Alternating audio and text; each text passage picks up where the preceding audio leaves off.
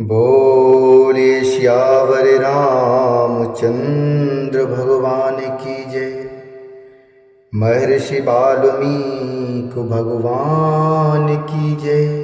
श्री हनुमान जी महाराज की जय। श्रीमद् वाल्मीकि रामायण के अयोध्या कांड के 101वें सर्ग में आज हम प्रवेश करेंगे और जिसमें वर्णन है श्री राम का भरत से वन में आगमन का प्रयोजन पूछना।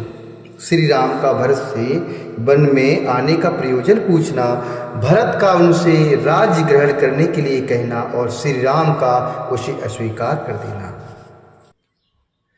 लक्ष्मण सहित श्री रामचंद्र जी ने अपने गुरु भक्त भाई भरत को अच्छी तरह समझाकर अथवा उन्हें अपने मन में अनुरक्त जानकर उनसे इस प्रकार पूछना प्रारंभ किया।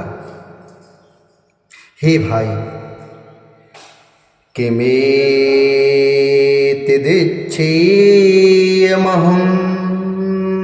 श्रोतुं किमेतिदिच्छेयमहं श्रोतुं प्रव्याहृतं त्वया यस्माति त्वमागतो देशमिमं चिरजटाजिनी। यस्मात् त्वमागतो देशमिमं चिरजटाजिनी। यन्निमित्तमिमं देशं कृष्णाजिनिजटाधरः। यन्निमित्तमिमं देशं कृष्णाजिनिजटाधरः। हित्वा राज्यं प्रविष्टिस्त्वं तत्सर्वं वक्तुमर्हसि। हित्वा राज्यं प्रविष्टिस्त्वं तत्सर्वं वक्तुमर्हसि। भगवान श्री राम ने भरत से इस प्रकार से पूछना आरंभ किया कि हे भाई, तुम राज्य छोड़कर वलकल कृष्ण मृग चर्म और जटा धारण करके जो इस देश में आए हो, इसका क्या कारण है? जिस निमित्त से इस वन में तुम्हारा प्रवेश हुआ है, यह मैं तुम्हारे मुंह से सुनना चाहता हूँ। तुम्हें सब कुछ साफ साफ बताना चाहिए। ककुस्त वंशी महात्मा श्री रामचंद्र जी के इस प्रकार पूछने पर भरत ने बलपूर्वक आंतरिक शोक को दबाकर पुनः हाथ जोड़कर इस प्रकार कहा, हे आर्य, आर्यतातः परित्यज्य कृत्वा कर्मशो दुष्करं गतः स्वर्गं महाबाहो पुत्रशोकाभिपीडितः। हे आर्य, हमारे महाबाहो पिता अत्यंत दुष्कर कर्म करके पुत्र शोक से पीड़ित होकर हमें छोड़कर स्वर्गलोक को चले गए। शत्रुओं को संताप देने वाले हे रघुनंदन, अपनी स्त्री एवं मेरी माता कैकेयी की प्रेरणा से ही विवश होकर पिताजी ने ऐसा कठोर कार्य किया था।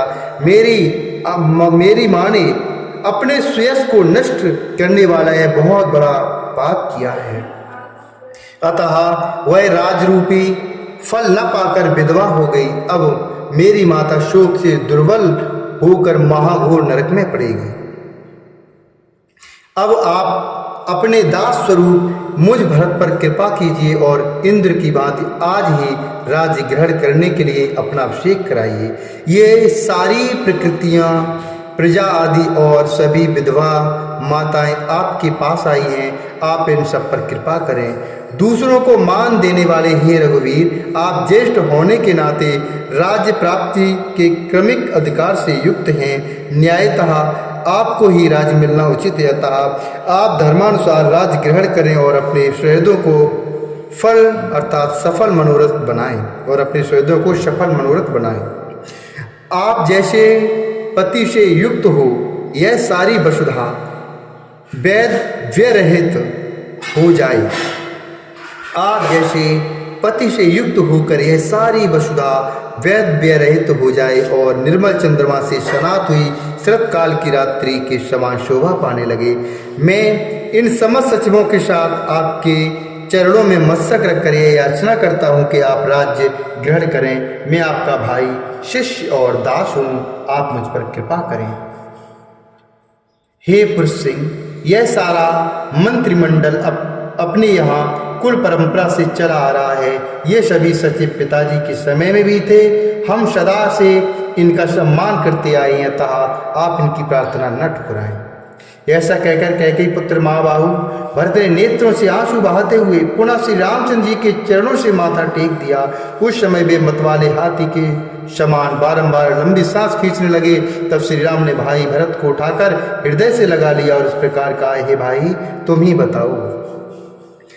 कुलीनः सत्तु संपन्न तेजस्वी चरितव्रतः, कुलीना सत्व संपन्न तेजस्वी चरितव्रता, राज्य हेतु कथम पापमाचरेन मद्विधो जनः, राज्य हेतु कथम पापमाचरेन द्विविधो जनः।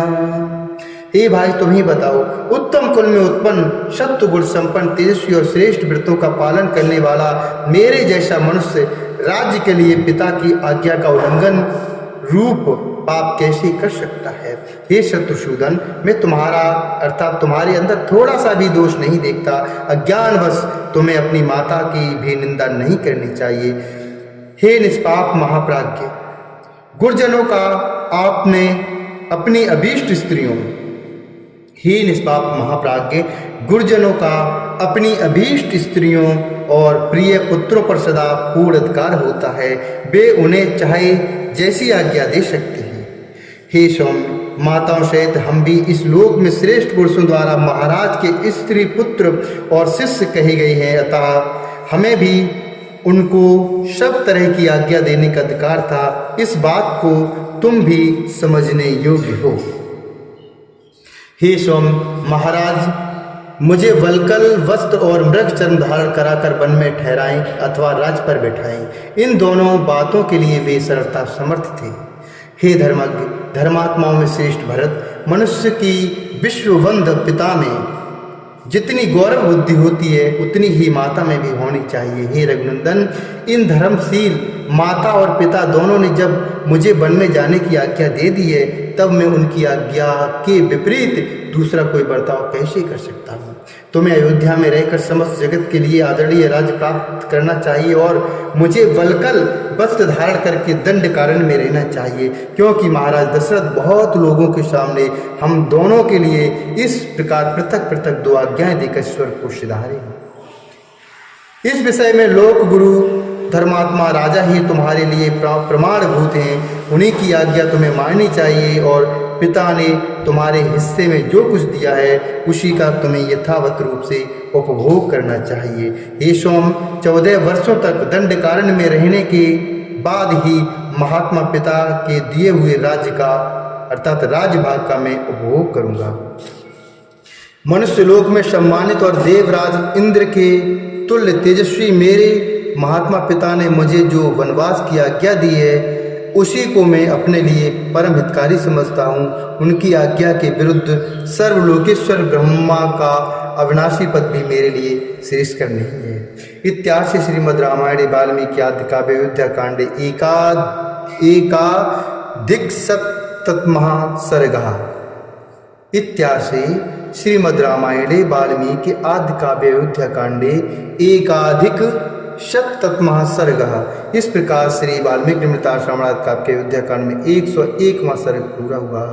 बोले शंकर भगवान की जय, श्यावर रामचंद्र भगवान की जय।